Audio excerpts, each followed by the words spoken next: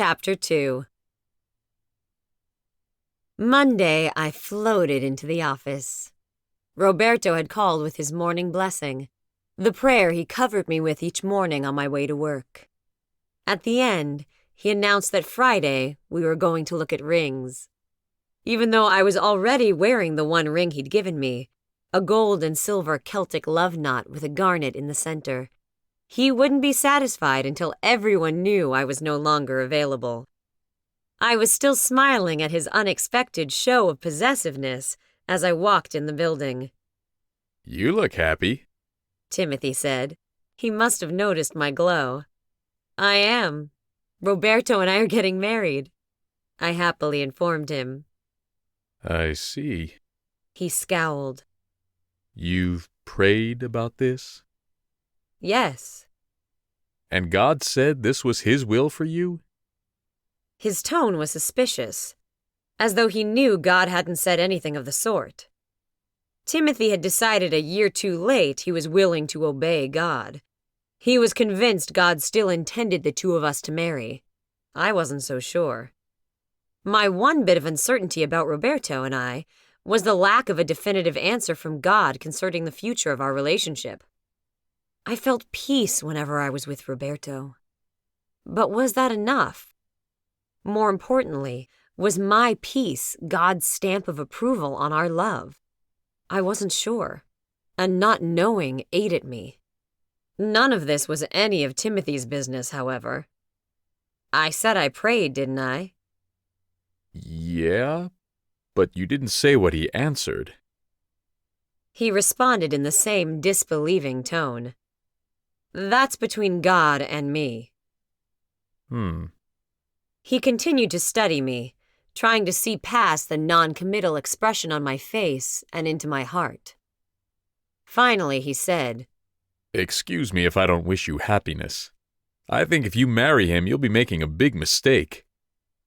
I'll pray that God will speak truth into your heart." I gave him a big grin. "Thank you." He seemed surprised by my response. I wanted to know God's truth. I just happened to believe the truth God spoke to me would be different from what Timothy anticipated. He left my desk, still giving me wary looks. Timothy was one fine brother, one many women would be happy to attract the attention of. But he didn't move me. I'd learned long ago there were more important considerations than whether a man was physically attractive as a basis for a relationship. Like his character. Though he was good-looking enough with his wavy black hair, light complexion, and golden brown eyes, I'd learned his handsome looks hid a weak, shallow character. Right before lunch, the second male in my life giving me problems stopped by my desk, Bible in hand. Ron was Timothy's polar opposite. Short where Timothy was tall, dark-skinned, and with a muscular frame of a bodybuilder. Ron wasn't as physically appealing, but he used charm as his weapon of choice where women were concerned. Whereas Timothy relied on his good looks. "Ready for our Bible study?" Ronald asked. A few months back, Ronald had rededicated his life to Christ. That he was sincere in his newfound Christianity, I had no doubt. Only God could have prompted him to send me an email apologizing for all the hurtful things he'd said and done during our time together. However, I also knew Ronald was interested in rekindling our old relationship, and believed his request I teach him about being a Christian was a ploy to get me close to him. It wasn't conjecture on my part or ego causing me to feel this way. It was the way he kept slipping personal stuff into what should have been a straightforward examination of the Word of God for the purpose of growing spiritually. I'd originally agreed to it because it seemed like the right thing to do. After my conversation with Roberto, I knew changes needed to be made. Sure. I got my Bible, went to the refrigerator and grabbed my lunch, and followed Ron to the break room. Before we got started, I announced, "This will be our last Bible study." Caught off guard, he paused, opening his sandwich. "Why?" I discussed the situation with my fiancé, and he's not too happy with our sessions. So, this ends today. Ronald frowned. You're engaged? To who, Timothy? I don't see an engagement ring. He said, gesturing at my left hand. Exactly what had Timothy been telling Ronald? At this point, I didn't really care. Not Timothy. A man from my church. And the ring's coming. Oh. I could see his mind working. Knowing how Ron thought, I knew he was trying to find a way to get me to continue spending time with him. I can't believe you're letting a man tell you what to do. You didn't when we were together. And there it was. The truth was, I had bowed to Ronald's wishes in most things, trying to be the good, submissive wife the Bible instructs women to be. But that was neither here nor there. I wasn't getting into it with him. I let this man tell me what to do. Yes. His eyes narrowed when I emphasized this. It's just Bible study. He smiled winsomely. What? Is he insecure? He doesn't trust you? You must have told him about me. I didn't know what he was thinking, but I didn't like the self-satisfied expression on his face. Time to burst his bubble. Roberto trusts me implicitly. I didn't say he told me to stop. I said he didn't like it. If you were really sincere about learning about God, I'd continue. But I don't appreciate you trying to play me. It's insulting to my intelligence. If you want to grow as a Christian, join a good Bible-teaching church and attend regularly. You can't mature sitting at home watching televised services. You need to be around other believers. The one thing Ron had always done to me was equate young with stupid. Never mind that I could outthink him any day of the week, using only a small percentage of my brain. I used to let him get away with it when we were together, as I did a lot of things. After our split, I called him on everything, no matter how slight. The gloves had come off, and they weren't going back on. I'm trying to play you? That's what you think?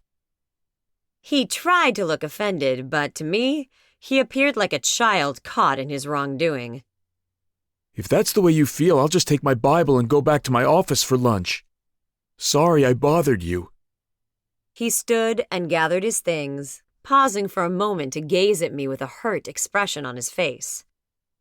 This was my cue to say I'm sorry and call him back. Once, I would have fallen for it. Not anymore. I arched an eyebrow as if to say, "Well, what are you waiting for?" He stalked off in a huff. Good. Maybe he'd stay mad. If it kept him away from me, that was a good thing. I returned to my desk in a much happier frame of mind. Friday evening arrived, and with it, Roberto. I met him at the door with a huge smile, so happy was I to see him. Talking on the phone just wasn't good enough. "Hey, you. I missed you," I murmured. Conscious of the kids watching, I restrained from throwing my arms around him and kissing him like I really wanted. Roberto imposed no such restrictions. Kids, come grab the pizza and soda so I can greet your mother properly. "Roberto?" I hissed as they came forward to do his bidding. What? He asked innocently. They might as well get used to it now. He stated in a low voice. As soon as he handed off the items, he swept me up into a semi-heated embrace, and I forgot my complaint. Upon being released, the first place my gaze landed was on my son's scowling face. I sighed wearily and leaned a bit closer to Roberto for support. He stroked my back and tilted my face to his. It's a natural response. He'll get over it. That's when I knew he'd also seen Brendan's reaction. "I hope so," Trust me.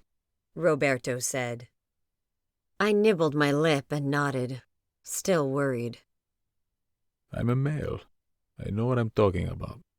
He tried to reassure me. Letting a hesitant smile cross my face, I pushed my worries aside. For now. All right. This time there was more conviction, enough to satisfy Roberto at least. With an arm around my waist, he turned and propelled me further into the house. Brianna, Brendan, before we eat, I'd like to discuss something with you, if I may. Won't the food get cold? Brianna asked.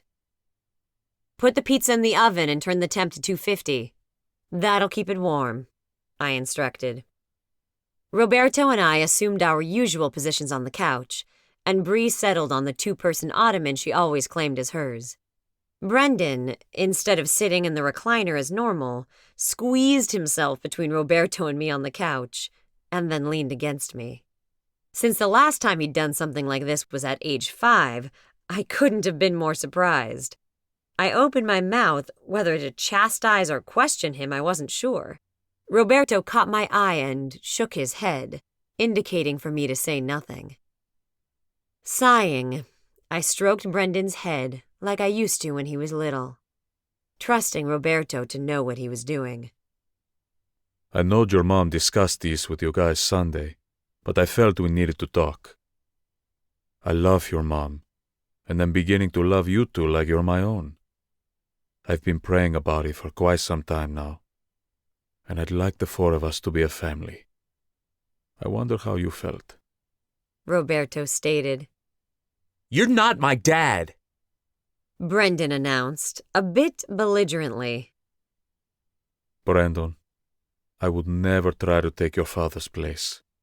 I have 3 sons of my own, and know how I'd feel if some man came into their lives and tried to take them from me. If your mom and I married, I'd be your stepfather, just like she'd be my son's stepmother. You said if. You two haven't decided yet? That's Bree, my little lawyer. We know what we'd like to do. Roberto answered cautiously. However, this decision affects more than just your mom and me. so if I say no, I don't want you two to marry, you won't? Brendan asked. I didn't like the hopeful tone in my son's voice. That depends on the reason. I would hope neither of you would be selfish enough to deny me a bit of happiness in my life, simply because of jealousy, I stated with a look at Brendan. Or because my marrying Roberto would upset the status quo, I added, turning my gaze to Bree. What's a status quo? Bree inquired, face scrunched as she searched her memory for a definition. It means the way you normally do things. A lot of people are afraid of change, so they try to keep everything exactly the same. Roberto said. Silence fell while the two digested that. The thing you two need to realize is that as much as I love you, soon you'll be grown and off to live your own lives. I'll always be your mother. That won't change. But in another 5 or 6 years, you'll be walking out that door, and I'll be here alone. I finished softly. The two of them exchanged gazes, doing that silent twin communication thingy they sometimes did. Where would we live? Bree asked, once again taking the lead. We haven't discussed it, but I hope you'll live with me. My house has plenty of room, Roberto said. Inwardly, I jolted. Move? After all I'd gone through to get my house back, he wanted me to give it up? Remembering my arguments with Ronald on this very subject, a knot formed in the pit of my stomach. Dear God, not again. What about school? I don't want to leave my friends, Brianna stated, and Brendan echoed her. I don't see that being a problem. This school year is almost out, and next year is your first year of high school. You'll have to change schools soon anyway. We can wait until then to make any changes, I said. Another silence fell.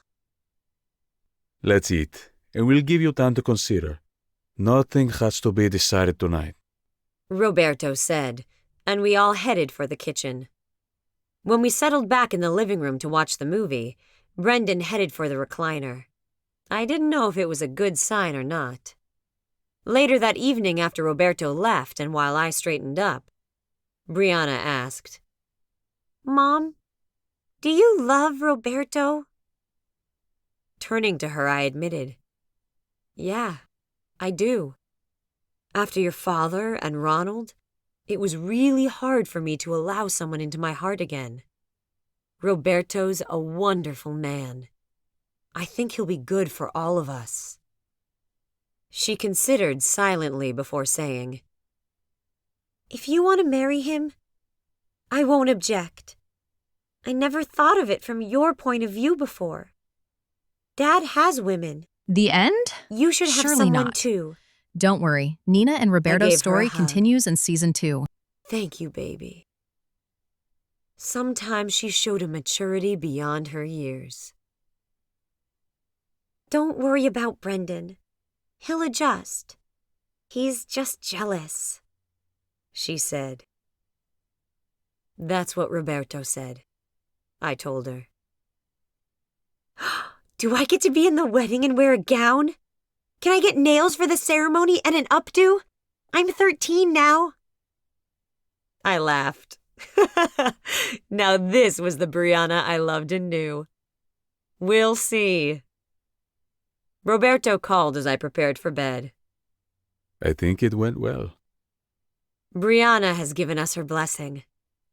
Now it's just Brendan," I said. He'll come around. He's simply a bit shaky.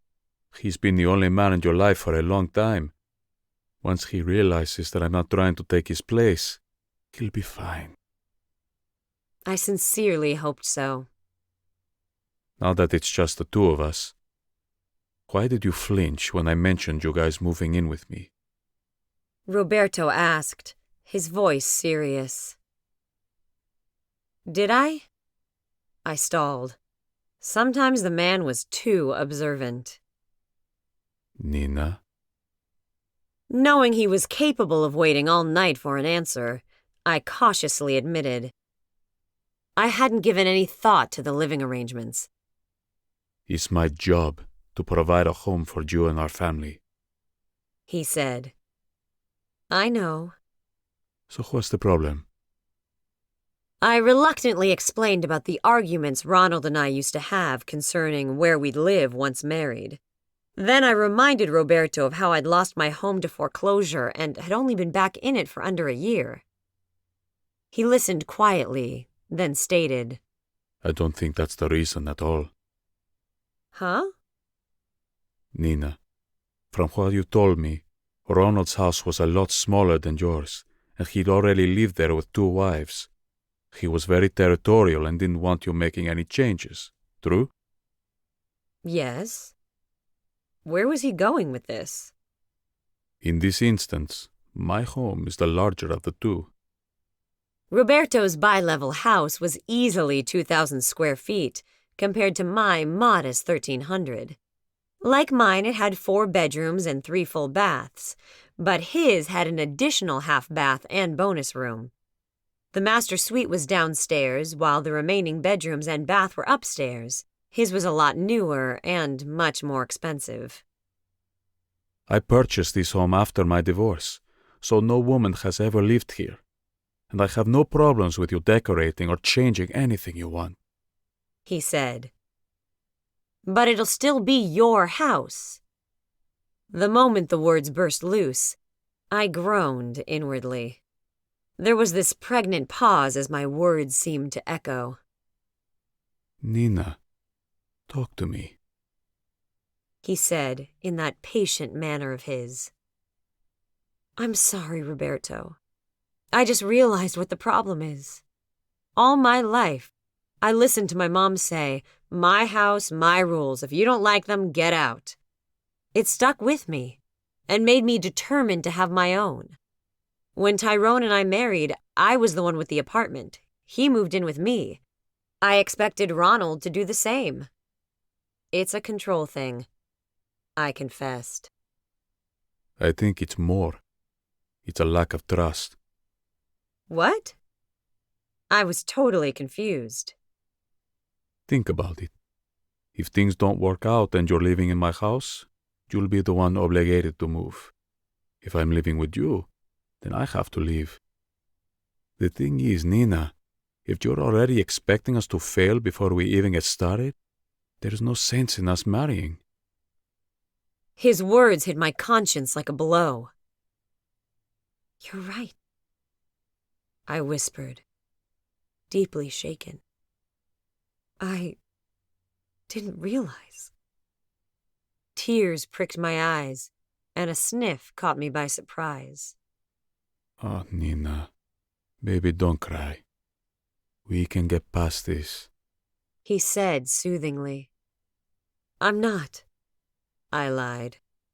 I detested crying. The last thing I'd do was admit to it. I wiped my face, forcing the tears away. How about this? I could tell he was thinking fast. What if I added your name to the deed? This way the house would belong to both of us. I'll continue to pay the mortgage and you hold on to your house. Rent it out or something. You'd do that?